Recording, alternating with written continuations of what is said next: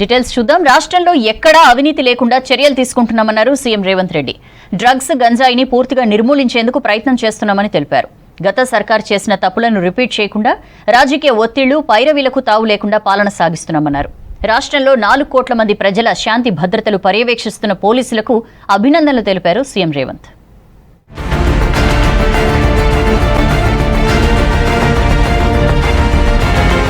రాజకీయ ఒత్తిళ్లకు, పైరవీలకు తావు లేకుండా పాలన సాగిస్తున్నామన్నారు సీఎం రేవంత్. గత బీఆర్ఎస్ పాలనలో పోలీసులు రాజకీయ ఒత్తిళ్లకు గురయ్యారన్నారు.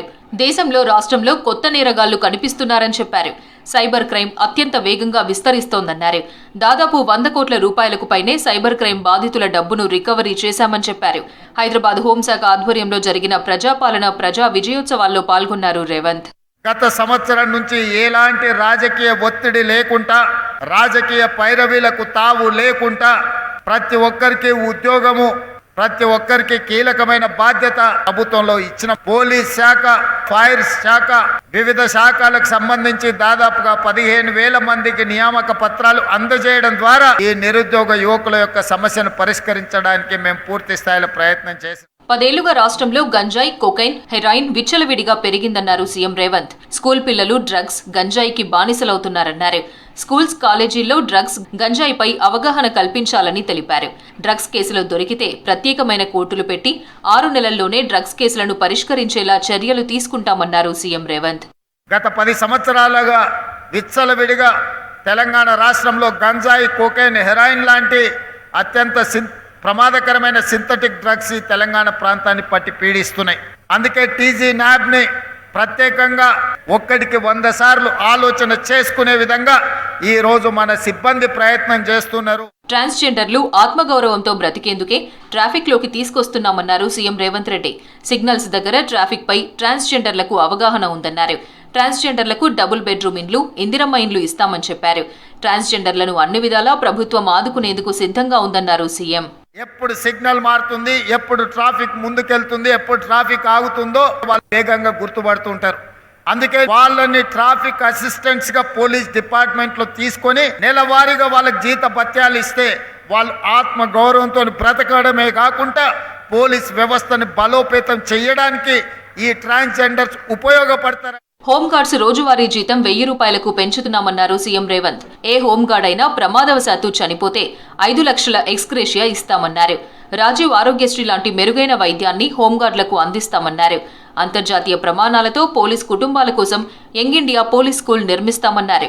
వచ్చే అకాడమిక్ ఇయర్ నుంచి హోంగార్డ్ నుంచి డీజీపీ స్థాయి వారి పిల్లల వరకు యంగ్ ఇండియా పోలీస్ స్కూల్లో చదువుకోవచ్చన్నారు CM. December 6th home guards raising day. మరి వాళ్ళకి ఏదైనా ఒక మంచి వార్త వినిపించాల్సిన బాధ్యత, వాళ్ళ సమస్యలు పరిష్కరించవలసిన బాధ్యత రాష్ట్ర ప్రభుత్వానికి ఉన్నది. అందుకే ఈరోజు వాళ్ళకి ప్రతిరోజు 921 రూపాయలు డ్యూటీ ఇస్తున్నారు.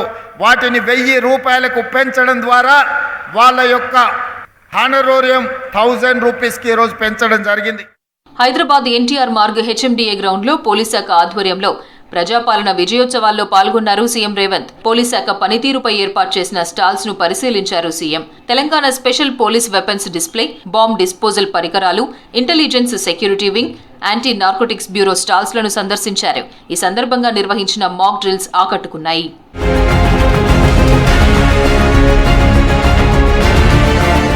రేపు నల్గొండ జిల్లాలో పర్యటించనున్నారు సీఎం రేవంత్ రెడ్డి. బ్రాహ్మణ వెల్లెంల ఉదయ సముద్రం ప్రాజెక్టును ప్రారంభించనున్నారు సీఎం.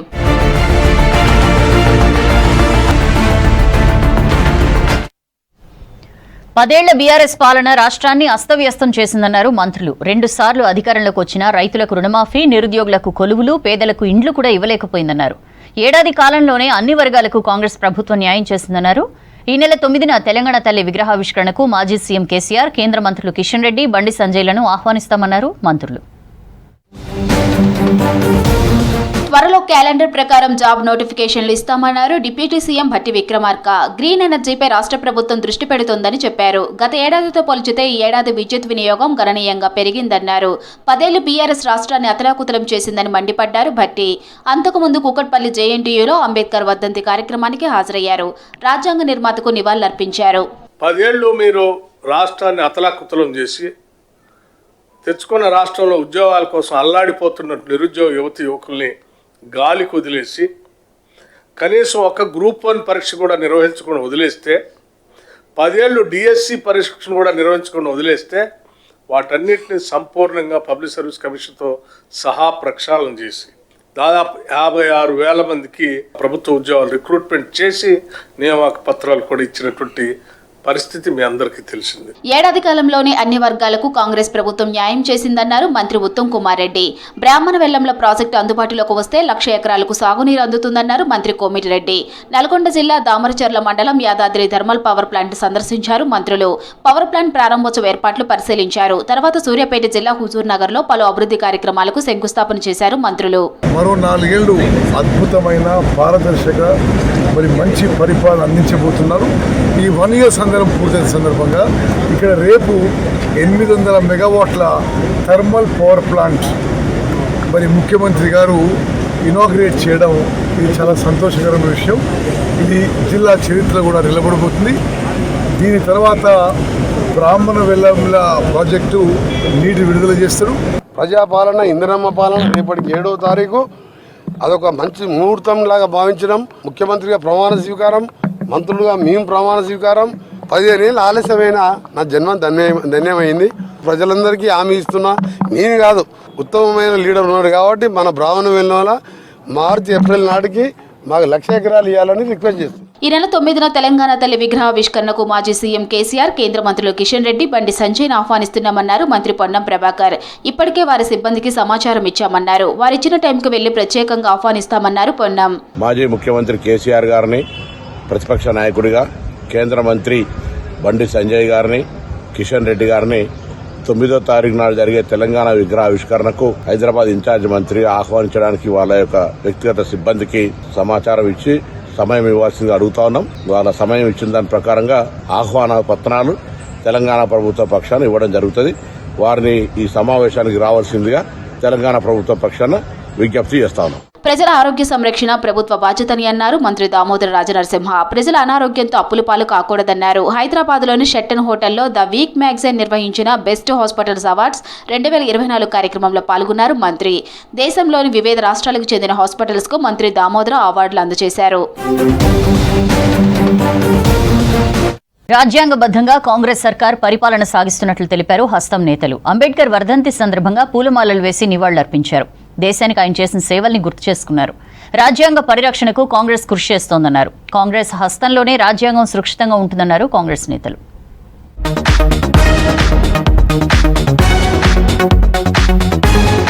ఈ నెల 9న సోనియా పుట్టినరోజు సందర్భంగా రాష్ట్ర వ్యాప్తంగా సెలబ్రేషన్స్ నిర్వహిస్తున్నామన్నారు పీసీసీ చీఫ్ మహేష్ కుమార్ గౌడ్.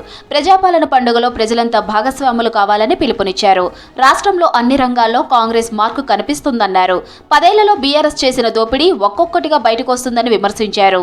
తెలంగాణ ఆవిర్భావానికి తెలంగాణ ప్రజల యొక్క ఆభిష్టం మేరకు తెలంగాణ రాష్ట్రాన్ని ఇచ్చినటువంటి సోనియా గాంధీ గారి జన్మదినోత్సవం యావత్ రాష్ట్ర వ్యాప్తంగా మండల కేంద్రంలో, నియోజకవర్గ కేంద్రంలో, జిల్లా కేంద్రంలో, రాష్ట్ర హైదరాబాద్ క్యాపిటల్ సిటీలో కూడా ఘనంగా జన్మదినోత్సవాన్ని జరపాలని పీసీసీ నిర్ణయించింది. కేటీఆర్ అహంకారపూరితంగా మాట్లాడుతున్నారని అన్నారు పీసీసీ చీఫ్ మహేష్ కుమార్ గౌడ్. 10 ఏళ్లలో బీఆర్ఎస్ చేసిన దోపిడీ అంతా ఇంతా కాదన్నారు. తక్కువ సమయంలో అత్యంత ఎక్కువ దోచుకున్న కుటుంబం కల్వకుంట్ల కుటుంబమే అన్నారు. రాహుల్ గురించి మాట్లాడే అర్హత కేటీఆర్ కి లేదన్నారు మహేష్ కుమార్. అసలు అధికారులకు వస్తే కదా ఎందుకు పగటి కళ్ళుగా అంటా ఉన్నారు కేటీఆర్ గారు? లక్షల వేల కోట్ల ప్రజా సొమ్ముని కాజేసిన మిమ్మల్ని తెలంగాణ ప్రజలు మళ్ళీ ఎందుకు అధికారులు తీసుకొస్తారని అనుకుంటా ఉన్నారు? మీరు 10 ఏళ్లలో జరిపిన దోపిడీ ఇంత అంతా కాదు. బీజేపీ పాలనలో రాజ్యాంగం ప్రమాదంలో పడిందన్నారు పెద్దపల్లి ఎంపీ వంశీకృష్ణ. రాజ్యాంగాన్ని మార్చేందుకు ప్రయత్నిస్తున్నారని మండిపడ్డారు. పార్లమెంట్ ఆవరణలో లోక్సభ ప్రతిపక్ష నేత రాహుల్ గాంధీతో కలిసి అదాని ఇష్యూపై జరిగిన నిరసనల్లో పాల్గొన్నారు వంశీకృష్ణ. ప్రతి ఒక్కరూ రాజ్యాంగం రక్షణ పోరులో కలిసి రావాలన్నారు. అంతకుముందు పార్లమెంటులోని అంబేద్కర్ విగ్రహానికి పూలమాలలు వేసి నివాళులర్పించారు వంశీకృష్ణ. ఈ రోజు మనము కాన్స్టిట్యూషనే ప్రమాదకరంగా ఉన్న పరిస్థితులు చూస్తున్నాము. బీజేపీ హయాంలో గత 70 సంవత్సరాలుగా మన కాన్స్టిట్యూషన్ ఇండిపెండెన్స్ వచ్చిన తర్వాత మన కాన్స్టిట్యూషన్ని ఎట్లా వాడుకోవాలో, దాన్ని రక్షించుకోవాలనో మన బాధ్యత, పార్లమెంట్ సభ్యుల బాధ్యత అని చెప్పి మీ అందరికీ తెలిసిన విషయమే. కానీ గత 10 సంవత్సరాలు బీజేపీ హయాంలో కాన్స్టిట్యూషన్నే మార్చే ప్రయత్నం చేస్తున్నారు. ఈసారి కూడా బాబాసాహెబ్ అంబేద్కర్ గారు మనకిచ్చిన హక్కుల కోసం మనం పోరాడి కాపాడుకోవాల బాధ్యత మనది. అదానీని రక్షించడం కోసం బీజేపీ ప్రభుత్వం ప్రయత్నిస్తుందని ఆరోపించారు నాగర్ కర్నూలు ఎంపీ మల్లు రవి. అదానీ ప్రధాని మధ్య సంబంధం బయటపడుతుందనే ఉద్దేశంతో అధికార పక్షం లోక్సభను వాయిదా వేస్తుందన్నారు. రాజ్యసభలో అదానీ అంశం నుంచి దృష్టి మళ్లించడం కోసం అభిషేక్ మను సింఘ్వి నోట్ల కట్ట వివాదాన్ని సృష్టించారని ఆరోపించారు మల్లు రవి.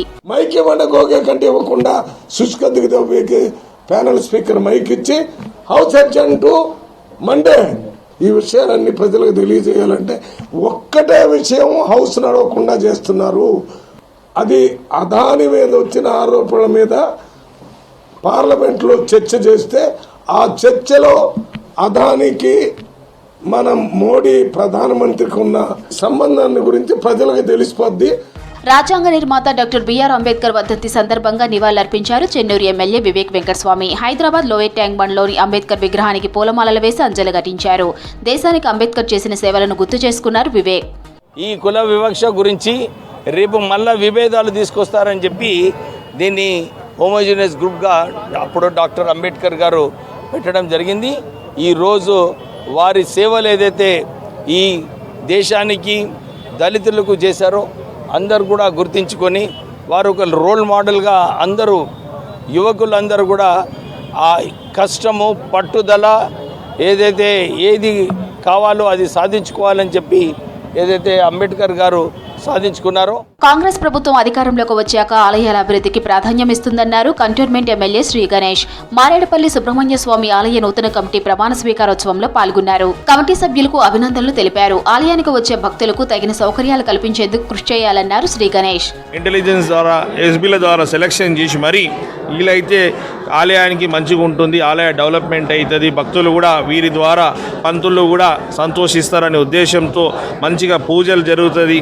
నన్ను కంటోన్మెంట్ ప్రజలు గెలిపించి ఈ కంటోన్మెంట్లో ఉన్న కాంగ్రెస్ కార్యకర్తలు నాయకులు అందరూ నన్ను గెలిపించి ఈరోజు నా చేతుల మీదుగా నేను కొంతమందికి పదవులు ఇస్తున్నందుకు చాలా సంతోషంగా ఉంది. రాజ్యాంగబద్ధంగా కాంగ్రెస్ ప్రభుత్వం పాలన అందిస్తుందన్నారు పాలకుర్తి ఎమ్మెల్యే యశస్విని రెడ్డి. అంబేద్కర్ వర్ధంతి సందర్భంగా మహబూబాబాద్ జిల్లా తొర్రూరు పట్టణ కేంద్రంలోని అంబేద్కర్ విగ్రహానికి పూలమాల వేసి నివాళులర్పించారు. అన్నారం క్రాస్ రోడ్డు దగ్గర ఇందిరా మహిళా శక్తి క్యాంటీన్ ప్రారంభించారు. మహిళా సాధికారతకు కాంగ్రెస్ ప్రభుత్వం కృషి చేస్తుందన్నారు. 500 గ్యాస్ సిలిండర్ అక్కడ వాళ్ళకి భారం తగ్గింది. మాకు 200 యూనిట్ల కరెంట్ ఫ్రీ, ఇలా అన్నీ కూడా మహిళలకి మంచిగా చేయడం జరిగింది ప్రభుత్వం. ప్రజా ఆశీర్వాదంతోనే రాష్ట్రంలో విజయోత్సవాలు నిర్వహిస్తున్నట్లు తెలిపారు కాంగ్రెస్ నేతలు. ఏడాది పాలనలోని అన్ని వర్గాల వారికి మేలు కలిగేలా పాలన అందించామన్నారు. ప్రతిపక్షాలు ఎన్ని అసత్య ప్రచారాలు చేసినా తెలంగాణ ప్రజానీకం నమ్మే స్థితిలో లేదన్నారు కాంగ్రెస్ నేతలు. పార్లమెంట్ శీతాకాల సమావేశాల్లో వాయిదాల పర్వం కొనసాగుతోంది. అదానీ అక్రమాలపై జేపీసీ వేయాలంటూ విపక్ష ఎంపీలు పట్టుబట్టారు. దీంతో లోక్సభ డిసెంబర్ 9కి వాయిదా పడింది. రాజ్యసభలో కరెన్సీ నోట్లు దొరకడంతో గందరగోళం నెలకొంది. కాంగ్రెస్ ఎంపీ సీటు దగ్గర డబ్బులు దొరికాయనే చైర్మన్ ప్రకటనపై ఖర్గే తీవ్ర అభ్యంతరం వ్యక్తం చేశారు. ఎలాంటి విచారణ జరగకుండా సభ్యుని పేరు ఎలా చెప్తారని ప్రశ్నించారు.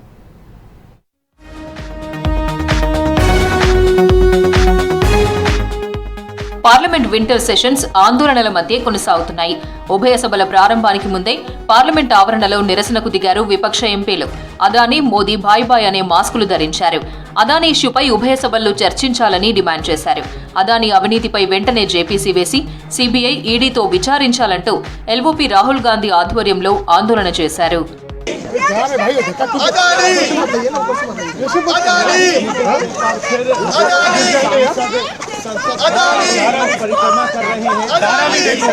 లోక్సభ ప్రారంభం కాగానే అదానీ అవినీతిపై చర్చకు విపక్ష ఎంపీలు పట్టుబట్టారు. ప్రధానికి అదానీతో సంబంధం లేకుంటే చర్చకు ముందుకు రావాలని నినాదాలు చేశారు. దీంతో సభలో కార్యక్రమాలకు తీవ్ర అంతరాయం ఏర్పడింది. ఎంపీల ఆందోళనతో లోక్సభను డిసెంబర్ 9కి వాయిదా వేశారు స్పీకర్ ఓం బిర్లా. उच्च कोटि की परंपराओं से चलेगा। सदन के अंदर न गरिमा गिरने दूंगा, न मर्यादा का मोड़ने दूंगा। मेरा आपसे आग्रह है कि आप प्रश्नकाल में सहयोग करें। आप प्रश्नकाल नहीं चलाना चाहते, सदन नहीं चलाना चाहते। రాజ్యసభలో నోట్ల కట్ట దొరకడం కలకలం రేపింది. కాంగ్రెస్ ఎంపీ అభిషేక్ సింఘ్వి సీటు దగ్గర 500 నోట్ల కట్ట దొరికిందన్నారు రాజ్యసభ చైర్మన్ ధన్ఖడ్. ఈ ఘటనపై విచారణకు ఆదేశించామన్నారు.